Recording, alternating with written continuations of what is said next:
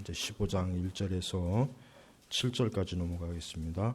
이제 잠언을 한 중반쯤 왔습니다. 잠언을 중반쯤 왔지만 우리 성도님들 항상 이 잠언의 말씀에 좀 더 잘 읽어보시고 잘 기울이셔야 됩니다. 자, 1절에 보니까 부드러운 대답은 분노를 가라앉혀도 과격한 말은 화를 일으킨다. 자, 우리 그리스도인들은 할 수 있는 한 우리는 말다툼을 안 하는 게 좋죠. 말다툼을 하는 것보단 안 하는 게 그게 훨씬 좋습니다. 그러나 이제 때때로 그렇게만 또 살 수는 없죠. 때때로 말 다툼을 할 때가 있어요.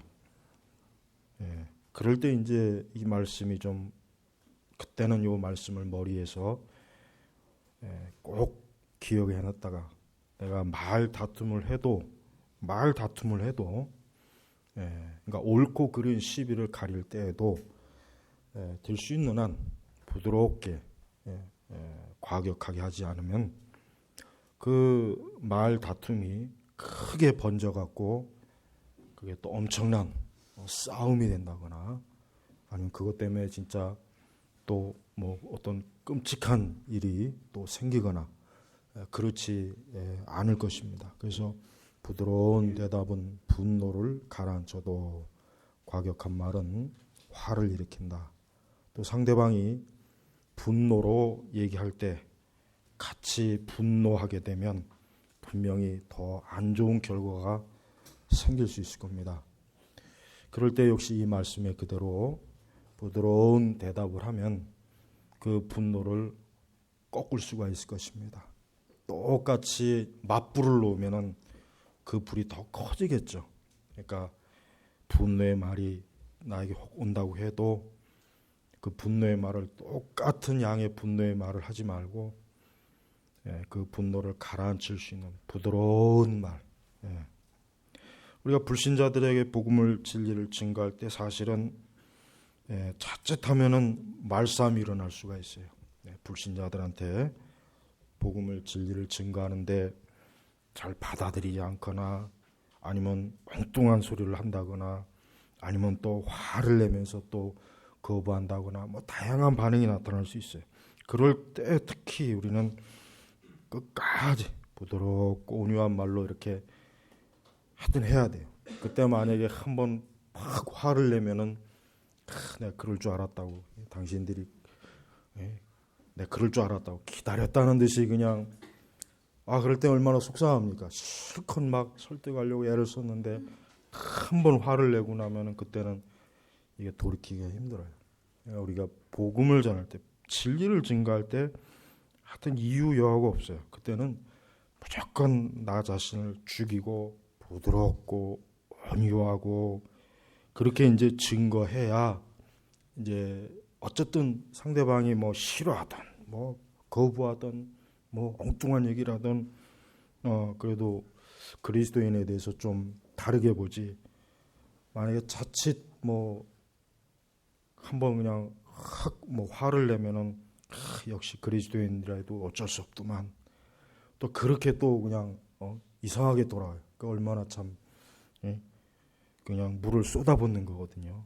그러니까 우리가 이 세상을 살아갈 때 우리는 모든 면에서 그래야 되겠지만 특히 진리를 증거할 때 우리는 할 수 있는 한 다툼을 일으키지 않고 다투지 않고 내가 이 하나님의 진리를 어떤 저 사람에게 어쨌든 부드럽고 온유하게 전해서 저 사람이 지금은 당장 예수님 믿지 않고 당장은 이 성경의 진리를 받아들이지 않아도 나중에 어느 때인가 하나님께서 저 사람을 긍휼히 여기셔서 어느 한 순간에 저 사람이 예수님의 내가 전했던 그 진리를 그때 한번 생각을 하면서 예수님에게 더 한 발자국 가깝게 나아갈 수 있는 좋은 계기가 분명히 올 것이라 그렇게 소망을 가지고 우리는 그렇게 해야 됩니다.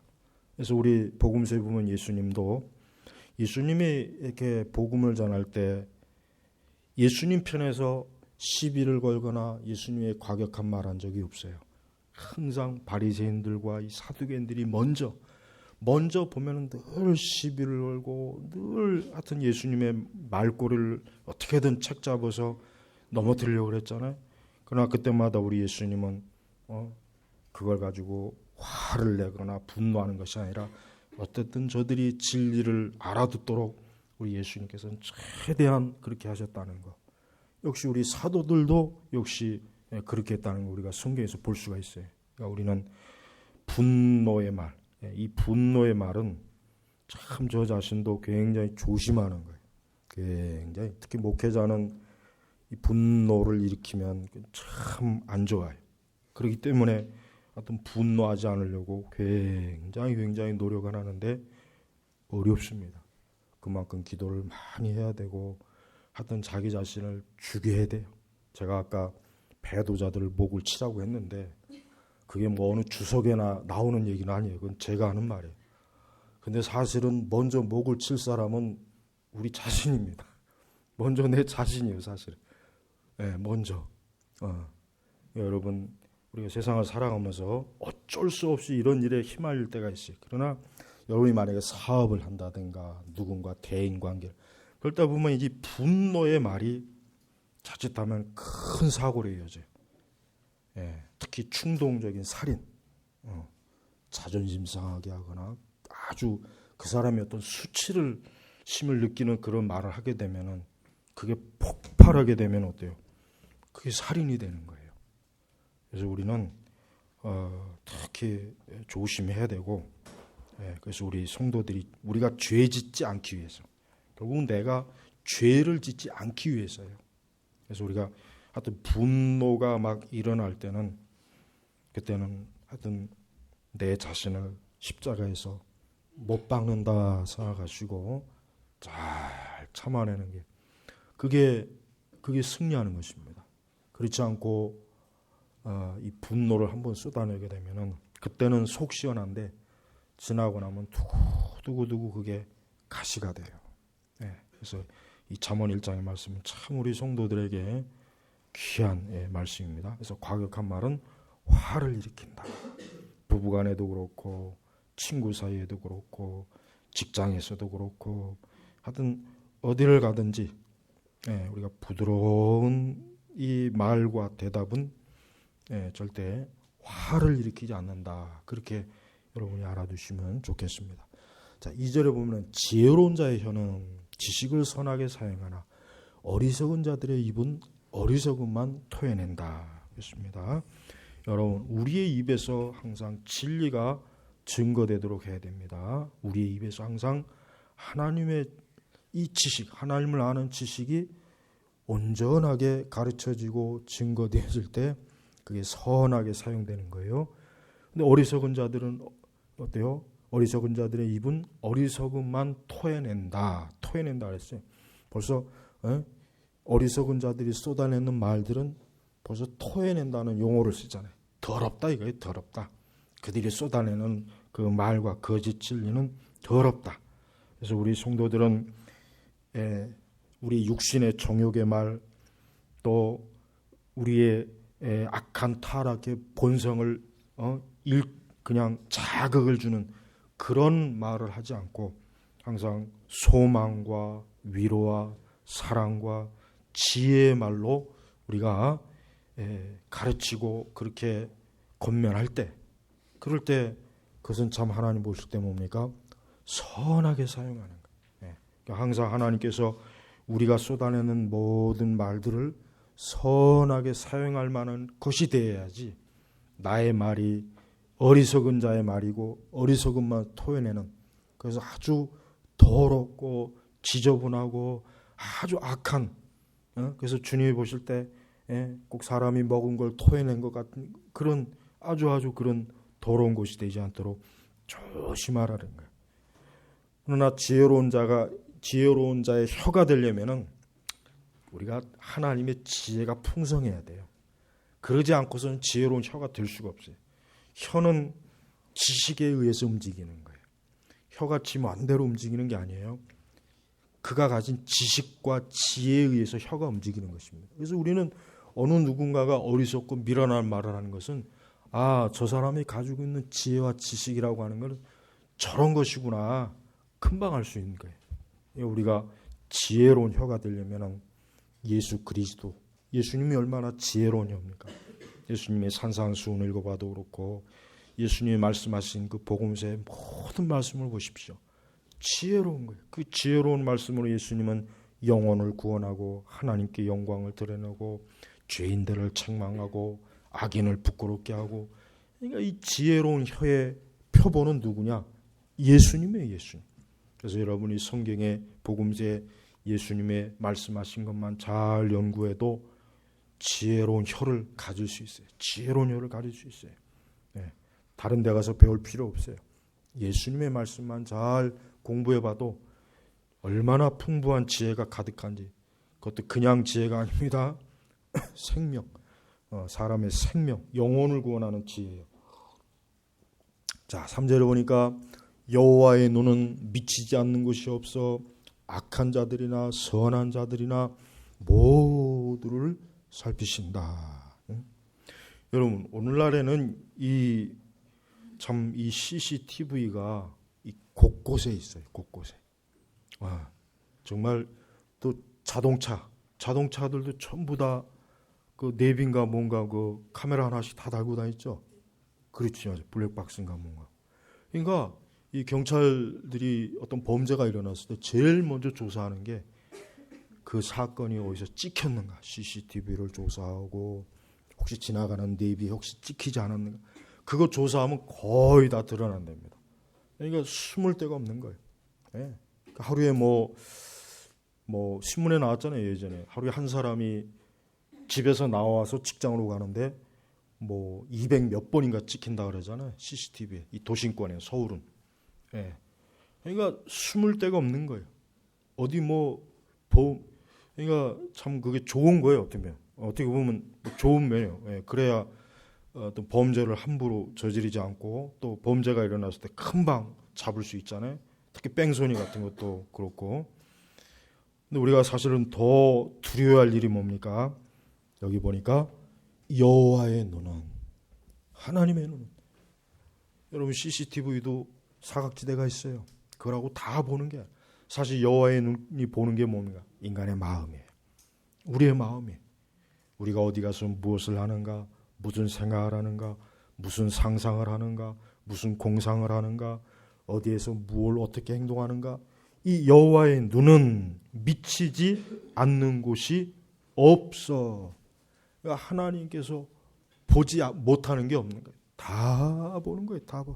그래서 악한 자들이나 선한 자들이나 모두를 살핀다 했어요. 모두를. 네? 모든 우리 우리 그리스도인들은 이 말씀이 특히 중요하죠. 하나님의 눈. 아까 오전에 하나님과 동행한다 그랬잖아요. 근데 또 한편으로 하나님의 눈이 우리와 함께하는 거예요. 하나님의 눈이 우리의 모든 일거일수적을 보시고 아시고 우리의 마음을 아시고 우리의 생각을 아시고 우리의 지식까지도 알고 하나님 앞에 숨길 수가 없는 거예요. 악인도 또 의로운 사람도, 특히 악인들은 자신들이 저지르는 죄를 아무도 본 사람이 없겠지. 그래요. 그럴 수 있어요. 예, 완전히 범죄를 숨길 수 있어요. 그러나 하나님은 하나님은 그걸 아시고 하나님은 그걸 보시고 하나님은 그 모든 것들을 세세하게 아시기 때문에 나중에 심판대 앞에 가면은 우리가 하나님 앞에 진 모든 죄들을 하나님께서는 아마 다 보여주실 거예요. 다 한 가지도 빼놓지 않고 그 모든 것들을 낱낱이 다. 그러나 우리 성도들은 그 모든 게 다 어떻게 됐어요? 도말 싹 지워졌어요. 누구 때문에? 그리스도의 피로 싹 지워진 거예요.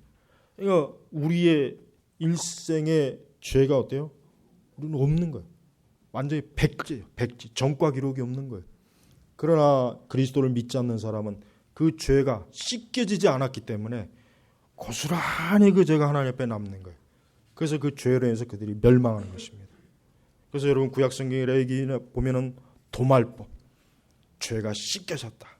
이 초등학교 때 보면은 요즘은 회춘 검사를 안 하죠. 그러니까 아마 40대 이상은 초등학교에서 회춘 검사 했을 거예요. 다 했어요.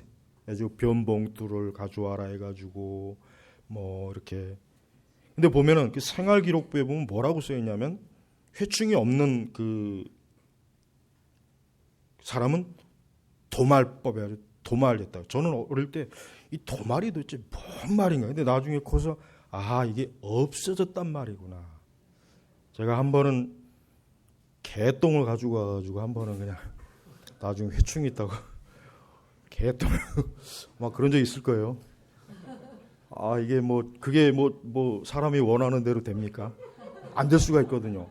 아 6년 5년 그때가 몇 학년인지 모르겠어요. 기억에 내내 깨끗했는데 한번 개똥을 가지고 왔어요. 개똥. 그랬더니 여지없이 회충이 있다고 딱 나오는 거예요. 지금도 그거 아마 생활기록 그대로 있을 거예요.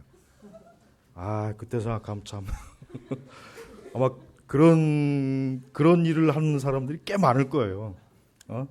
뭐 남의 똥도 빌려가서 하고. 지금 초등학교 학생들한테 그거 하려고 그러면 아마 난리 날 거예요. 학교 안 갈 거야. 이거 딱 검사해서 아무것도 없다. 너는 깨끗하다 그러면 딱 도말법으로 도장을 꽉 찍어요. 그러니까 너는 깨끗하다는 거야. 있으면 있다고 딱 표시가 나요. 우리가 하는 사람이 모든 하는 것들을 하나에 다 보세요. 근데 그리스도의 피로 깨끗하게 씻은 사람은 도말 없어졌다. 벌써 율법에 딱 나와 있어. 이 사람은 죄가 없다. 이 죄가 없다. 그러니까 그 사람은 하나님 앞에 나오는 거예요. 죄가 없으니까 하나님 앞에 나올 수 있잖아요. 근데 그게 우리의 공로가 아니라 그리스도의 피로 그 씻어진 거라고. 그리스도의 피로. 그나저나 우리 교회 2, 3층에는 그 뭐 모형 CC라도 하나 달아야지. 또 누가 오줌 싸고 갔는지 이번 주에 꼭 겨울에 한두 번씩 있어요. 똥 안 싸고 간 게 천만다행이에요. 그런 경우도 있거든요. 꼭 문 앞에다가. 우리 성도들은 세상 법이 무서운 게 아니라 우리는 하나님의 법이 무서운 거예요. 야, 하나님이 다 보고 아시는데 내가 이러면 안 되지.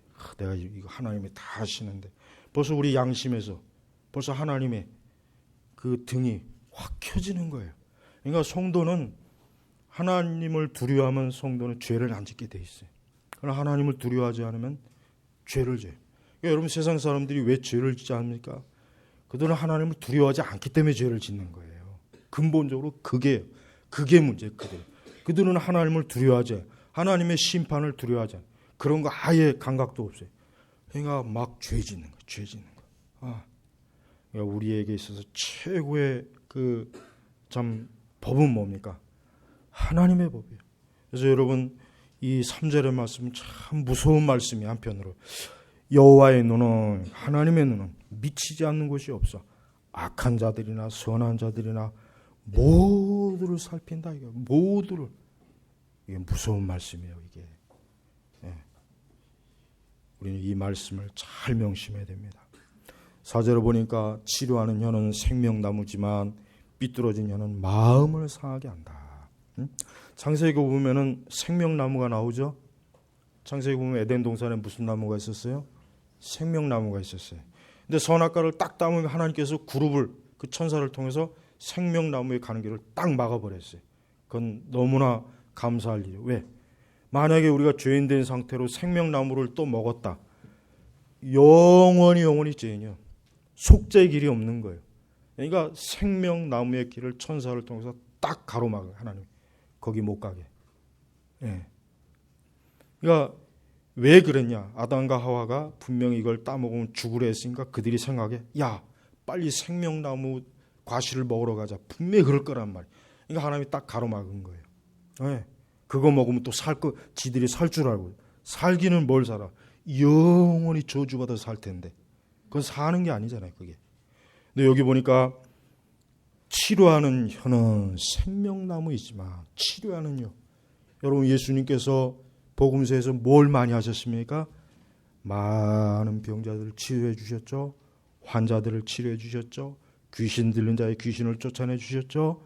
죄인들을 죄를 깨끗하게 예수님의 피로 씻어 주셨죠. 예수님이 생명나무란 말이에요. 예수님이 생명나무. 예수님의 그 혀에서 나오는 모든 게 결국은 생명나무. 그러니까 사람이 그리스도의 말씀을 들으면 생명을 얻는 겁니다. 그러나 그리스도의 말씀을 듣지 않으면 그 생명나무, 즉 생명이 없어요. 그러니까 예수 그리스도의 복음을 듣는 사람은 생명, 그것도 그냥 생명이 아니라 영원한 생명을 한다. 영원한 생명. 삐뚤어진 혀는 마음을 상하게 한다. 삐뚤어진 혀. 이 치료하는 혀와 삐뚤어진 혀는 굉장히 차이가 크죠. 삐뚤어진 혀는 뭐겠어요? 마음을 상하게 한다. 삐뚤어진 혀는 뭐예요? 우리는 악한 말, 악한 정죄, 이 마음을 상하게 하는 거예요. 우리는 사람들을 상하게 하는 말을 참 조심해야 돼요. 나는 아무렇지도 않게 하는 말이지만 그 말이 그에게 큰 상처나 어떤 큰 정말 자존심을 상하게 한다거나 그를 크게 참 뭐라 할까 우울하게 만드는 그런 말을 하면 안 돼요. 그래서 삐뚤어진 혀, 벌써 입이 삐뚤어졌기 때문에 이 사람의 입에서 나오는 거는 하여튼 다른 사람들의 마음을 해치는 거예요. 심령을 해치는 거예요. 네, 제가 전에 얘기했죠. 교회 안에 이 지혜롭지 못한 혀가 있어요. 삐뚤어진 혀들이 있단 말이에요. 그러니까 요 혀들이 항상 보면은 꼭 배 불뱀처럼 사람들을 물고 다녀요. 신자들 가지고 시험에 들게 만들고 마음을 상하게 해가지고 믿음을 떨어뜨리고 은혜를 받지 못하게 하고 그 삐뚤어진 혀들이 교회 안에 있어요. 우리 교회는 절대로 삐뚤어진 혀가 없어야 돼요. 내 혀는 좀 삐뚤어진 혀 같다 그러면 그냥 아예 입을 닫고 살아요. 그냥 입을 꽉 닫고 살아요. 물론 삐뚤어진 혀가 없겠죠. 그러나 실제로 좀 교인이 좀 이렇게 있으면은 그 삐뚤어진 혀들이 있어요. 전 그런 혀들을 많이 봤어요. 그런 혀들은 마음을 진짜 상하게 해요. 정말 신자들의 마음을 상하게, 목회자의 마음도 상하게. 네. 그러니까 그런 혀들이 결국은 하나님의 이 은혜 받은 걸 다 쏟아붓게 만들고 얼마나 참 해를 주는 줄 몰라요. 그래서 우리 성도들은 치료하는 혀가 돼야 돼요. 나의 혀를 통해서 다른 사람에게 용기를 주고 믿음을 주고 위로와 소망도 주고 우울한 마음을 즐겁게 해주는 거예요. 우울한 마음도 유쾌하게 하는 거예요. 바울이 그랬잖아요. 바울이 그 누굽니까? 감옥에 가서 그 누구죠? 갑자기 생각이 안 나네. 그 신약 성경에 딱 한 장 있는 거. 한 장 있잖아요. 신약 성경에 한 장. 그 무슨 서죠 그게? 빌레몬. 빌레몬을 왜 좋아했느냐? 바울을 유쾌하게 했다 그래서 유쾌하게. 바울이 감옥에 있는데 그 빌레몬은 바울을 굉장히 유쾌하게 해줬어요. 그래가지고 바울이 굉장히 빌레몬을 위해서 위로를 받았던 거예요. 그러니까 그런 사람이 돼야 된단 말이에요. 우리 그리스도인은 하여튼 치료하는 혀가 돼야 돼요. 그렇지 않고 그 혀가 그냥 그 광야의 불뱀처럼 하여튼 그 혀로 물기만 하면 다 죽어. 그냥 물기만 하면 다 염려하고 낙심하고 믿음이 팍 가라앉고 괜히 그냥 마음이 막 우울해지고 두려워지고 하여튼 이런 혀들이 많은 집단은 그거는 하여튼 필히 망하게 돼 있습니다. 그러니까 교회뿐만 아니에요. 가정에서도 그렇고 학교에서도 그렇고 직장에서도 그렇고 요 삐뚤어진 혀들이 있어요. 요 삐뚤어진 혀들은 하여튼 그 조직을 파괴, 인간관계를 파괴하고 이간질하게 만들고 이 불뱀들이에요. 불뱀들. 적어도 우리 성도들은 치료하는 혀가 돼야 돼. 나의 말로 상대방을 기쁘게 해야 되고 기분을 좋게 해주고 영적인 은혜가 되게 해야지. 왜 그거를 못하냔 말이에요. 자, 5절에 보니까 어리석은 자는 자기 아비의 훈계를 업신여기나 슬기로운 자는 책망을 경청한다. 경청한다. 아주 잠언에서 반복해서 많이 나오는 말씀이에요. 어리석은 자, 자기 아비의 훈계를 업신여긴다. 우리의 아버지는 누구예요? 하나님 아버지. 하늘에 계신 하나님 아버지. 주기도문에 하늘에 계신 하나님 아버지. 우리가 하나님 아버지의 말씀을 훈계를 업신여기면 어때요? 그건 어리석은 자예요. 그리스도인이 하나님 아버지의 말씀을 경청하지 않고 그 말씀을 따르지 않으면 그는 어리석은 자. 예? 그러면서 뭐라고 합니까? 슬기로운 자는 책망을 경청한다. 하나님의 말씀을 잘 듣는 사람이 그 사람이 슬기로운 사람, 지혜로운 사람이에요. 예. 여러분 새해에도 하나님 말씀을 잘 듣자. 하나님의 성경의 말씀 진리를 잘 듣자. 이런 각오를 가지고 새해를 시작해야 돼요. 하나님의 말씀을 잘 듣는 사람은 그 사람은 아무것도 염려할 게 없고 두려워할 것이 없고 근심할 게 없어요. 뭘 대비할 필요도 없어요. 사실은 하나님 아버지의 말을 잘 듣는 사람 치고 하나님께서 그 사람들을 잘못되게 하는 사람이 누가 있습니까? 성경에 그런 사람이 어디 있습니까? 성경에 멸망하고 성경에 보면은 악한 길로 결국은 수치를 당한 사람이 누구냐면 하나같이 하늘에 계신 하나님 아버지, 만왕의 왕 되신 그분의 말씀을 안 듣기 때문에 그래요. 안 듣기 때문에 안 들어서 그런 부끄러움을 당하는 거예요. 그러니까 우리가 하나님 말씀만 잘 들으십시오. 사람의 말은 두 번째, 사람의 말이 아니라 하여튼 하나님의 말씀을 고지고대로 잘 들으십시오, 여러분. 그걸 통해서 하나님께서 얼마나 영광을 받으시고 하나님 그걸 통해서 우리를 높여주십니다. 우리를 높여주시는 거예요. 하나님의 말씀을 잘 듣는 자들 하나님이 어때요? 크게 하나님이 영화롭게 해주시고 높여주시는 거예요. 그래서 여러분 5절의 말씀, 어리석은 자는 자기 아비의 훈계를 업신여기나. 여러분 하나님의 말씀을 업신여기지 마세요. 업신여긴다는 것은 무시한다. 그냥 한쪽 귀로 듣고 한쪽 귀로 흘린다. 그러니까 하나님의 말씀을 뭐예요? 소홀하게 여기지 말라. 어느 것 하나도 말씀을 어때요? 빼놓지 말고 잘 들으라. 잘 들으라. 그게 우리가 이 세상을 살아가는 가장 지혜로운 거예요. 지혜로운 거. 그래서 훈계와 책망을 듣기 싫어하면 결국 죄에 빠지고 악으로 달려가고 그 인격과 성품의 발전이 없고 열매가 없는 거예요. 하나님 말씀을 잘 들으면 그의 인격과 성품이 열매가 있고 발전이 있지만 그 말씀을 안 들으면 어때요? 발전이 없어요. 발전이 없는 거예요. 그러니까 신자가 성화가 왜 더드냐? 다른 게 아니에요.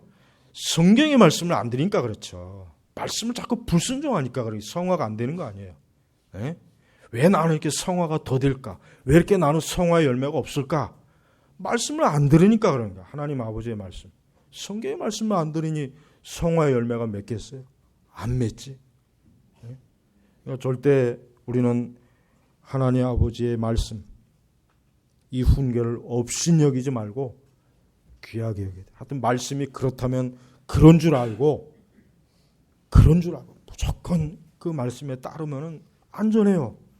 근데 그럴 용기가 없고 믿음이 없고 그럴 담대함이 없어가지고 하나님 말씀보다는 자꾸 사람의 말, 세상의 말, 환경의 말, 그런 말 듣다가 결국은 멸망하는 거란 말이에요.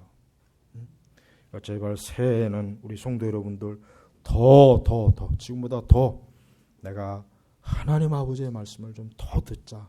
성경의 말씀을 내가 더 듣자. 그리스도의 말씀을 더 듣자. 그런 각오를 꼭 가지셔야 됩니다. 자, 6절에 의인의 집에는 재물이 많으나 악인의 소득은 고통을 가져온다. 의인의 집에 재물이 많으나 악인의 소득은 고통을 가져온다. 그러니까 악인, 하나님을 모르고 하나님을 믿지 않는 사람들은 그들이 어떠한 소득을 얻는다고 해도 그건 그에게 고통이 되는 거예요.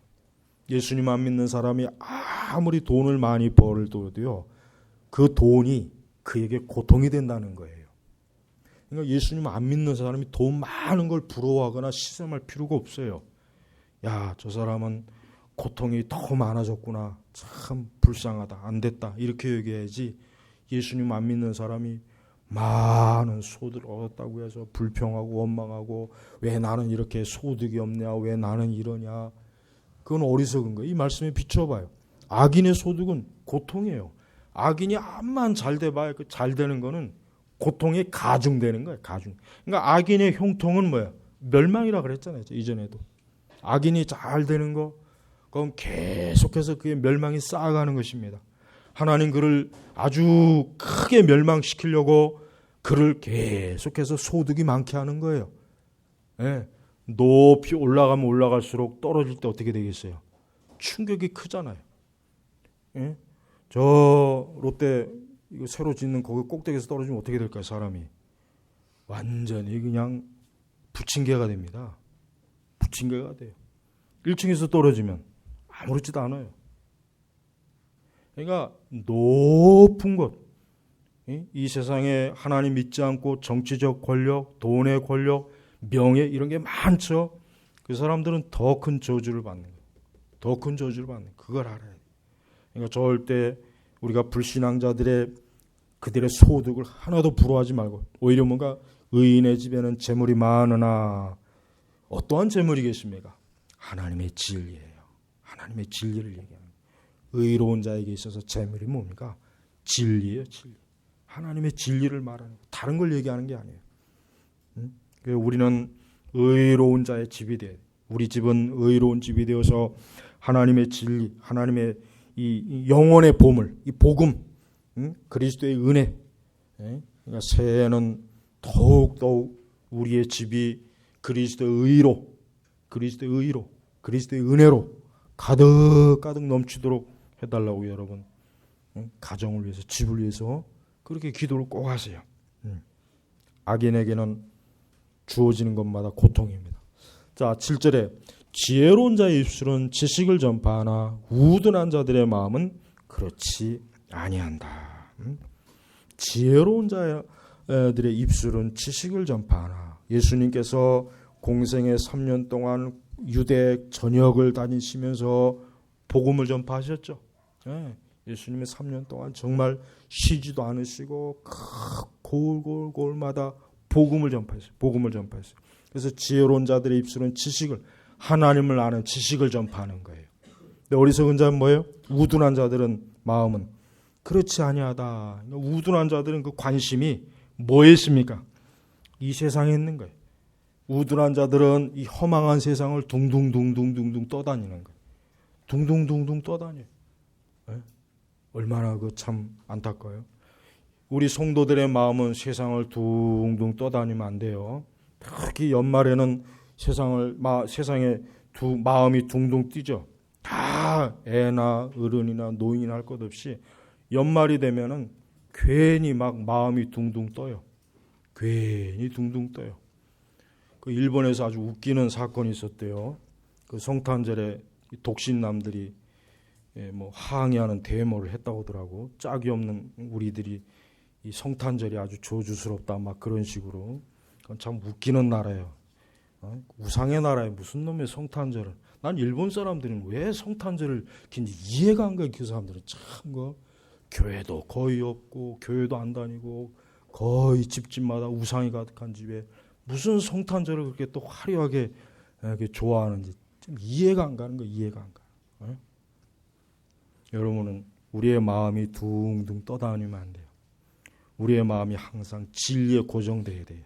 하나님 아는 지식 우리의 마음이 고정이 돼야지 마음이 벌써 둥둥 떠다니는 사람은 반드시 어리석은 길로 꼭 빠집니다.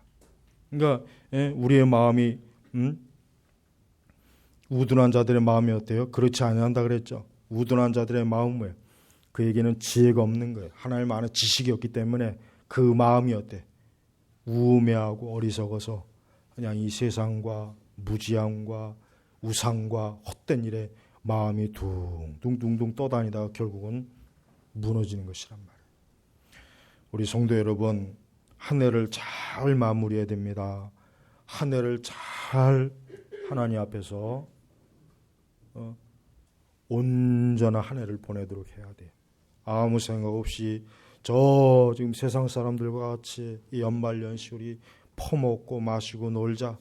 그냥 이 세상에 그냥 그 재밌는 것에 그냥 거기에 마음이 둥 떠가지고 거기에 관심을 갖는 사람은 그 사람은 이 한 해도 망치는 것이고 그 사람은 내년 한 해도 망치는 거예요.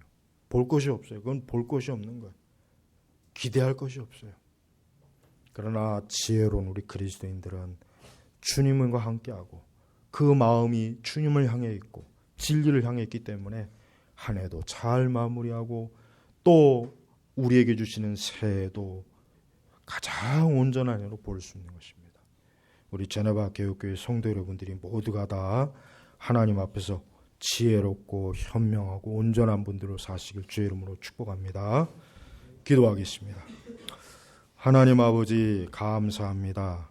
오늘도 우리 주님께서 이 주일에 하나님 또 말씀을 주시고 또 신령한 하나님을 아는 지식을 주시니 감사합니다. 하나님 아버지, 오늘도 우리의 영혼이 풍성하게 주의 말씀을 먹고 오늘도 우리 영혼이 성령의 충만함을 있게 해주시고 오늘도 주님의 은혜 안에서 깊이 잠기게 하여 주시옵소서.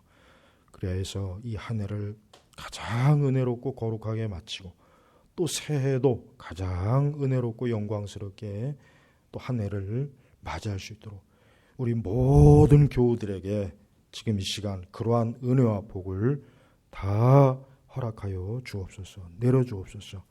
예수 그리스도의 이름으로 기도 올렸습니다. 아멘.